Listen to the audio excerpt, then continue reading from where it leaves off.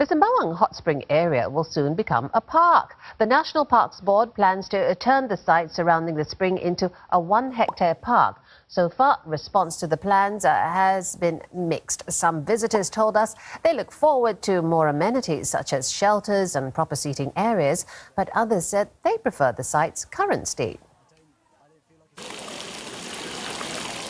Something's cooking. And it's not just the plans for developing the Sembawang Hot Spring at Gambas Avenue. These visitors turned up not just to satisfy their hunger, but also their curiosity about Singapore's only publicly accessible hot spring. They found the place a bit bare for them as they found it lacking in shelter and amenities, so they had some ideas on how to spruce things up.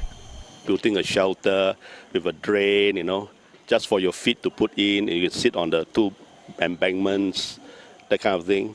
Then toilet facilities, just make it more nicer. A place to meet and to have a kopitiam. The water can be used to make egg, hard-boiled egg, and have a kaya toast. It's also a popular hangout among residents living nearby, where they can relax and chit-chat with others, which is why some want it to remain the way it is. 我已经来这边20多年了，为什么你们我不打算翻新呢？因为我希望那个以前的那个气氛比较好啦。翻新的虽然说比较好，不过是比较干净，不过没有那个古董以前的那个啦。 We shouldn't redevelop the place because if once you redevelop, right, it will become like any other park in the suburbs. One historian says losing its present form may mean losing a part of Singapore's heritage as well.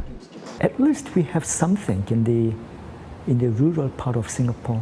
It's something that we could show not just the folks around Sembawang for them to have something, but also to show to tourists, to people, our friends, that outside Singapore's urban area, we still have landmarks, places of interest. The hot spring was discovered in 1908, but even now, many are still learning about how this hot spring came about. Like this group of students and their lecturer who are at the Singapore Quarry, which is right below Bukit Timah Hill. This geologist explains that at 165 meters, Bukit Timah Hill is the highest hill in Singapore. When it rains, rainwater will seep through the granite and sink to about 5 kilometers below the hill, where it gets heated up by the surrounding rocks and mantle to about 160 to 190 degrees Celsius.